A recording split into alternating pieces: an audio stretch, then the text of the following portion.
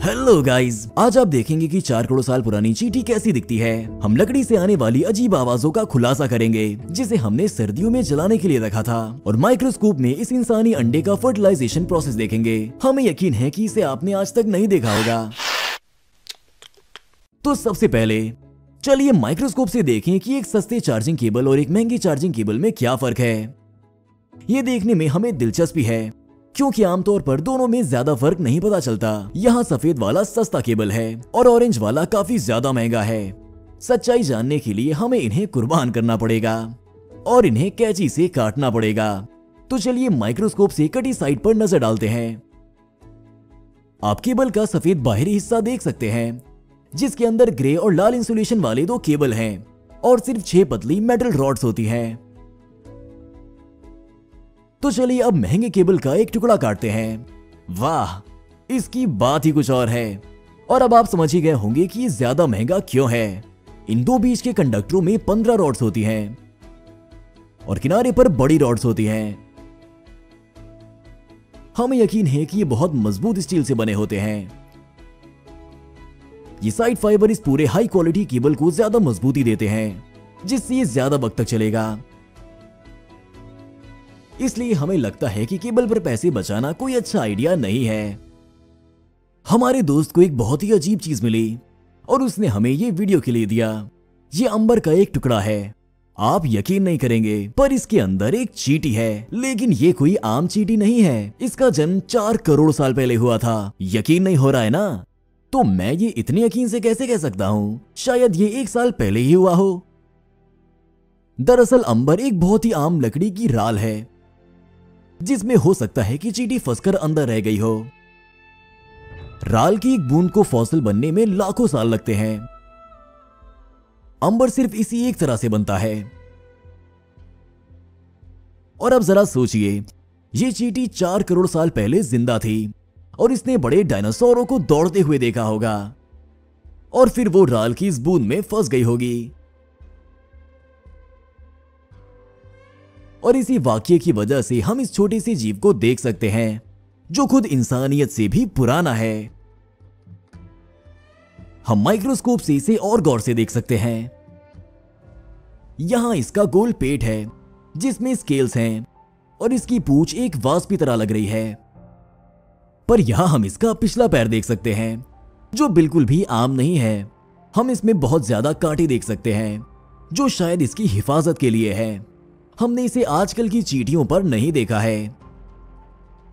और ये छोटी आंखों वाला इसका सिर है और हमें लग रहा है कि ये मुंह में शिकार पकड़े हुए है। बहुत खूब। हम सोच रहे हैं कि आखिर क्या है। सिर के ऊपर अजीब लंबे और घुंघराले एंटेना है। उनमें से एक के सिरे पर आप एक छोटा नुकीला सिरा देख सकते हैं। इसको और ध्यान से देखने पर हमें कुछ अंडे और एक छोटा सा लार्वा दिखा। हमारे घर में एक चिमनी है जहां बैठकर कुकी खुद को गर्म करना पसंद करती है, और चिमनी से सर्दी के मजे लेने के लिए हमने पूरी सर्दी के लिए लकड़ी का ढेर तैयार किया हुआ है। पर एक दिन हम लकड़ी के आसपास घूम रहे थे और तब ये आवाजें सुनाई दी। और नहीं, ये आग की आवाज नहीं है क्योंकि कुछ भी जल नहीं रहा था। ये आवाज लकड़ी के ढेर से आ रही थी। आखिर ये क्या हो सकता है? हमने इसके बारे में पता करना शुरू किया और तभी मुट्ठी भर बुरादा देखा, जिसका मतलब ये है कि कुछ हमारी लकड़ी खा रहा है। ऐसा लगता है कि ये लकड़ी के अंदर ही कहीं बैठा है। हमने एक चाकू लिया और पेड़ की छाल को छीला। हो सकता है कि अंदर कोई बुरा जानवर बैठा हो। ओह, और आप कौन हैं? हमें सावधान रहना होगा। हो सकता है कि ये हमें काटने की कोशिश करे।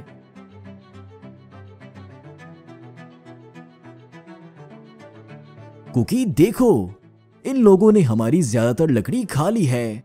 ये किसी तरह के कीड़े के लार्वा हैं। तो चलिए माइक्रोस्कोप से इन पर एक नजर डालते हैं। इसका शरीर कैटरपिलर के शरीर जैसा दिख रहा है, पर सामने का हिस्सा काफी मोटा है। शायद इनके मजबूत दांत जो पेड़ खोद सकते हैं, इनकी वजह से ये छोटे राक्षस जैसा दिख रहा है। हमने इसे एक लकड़ी की डंडी दी। इसने डंडी को सूंघा और चखने की कोशिश की।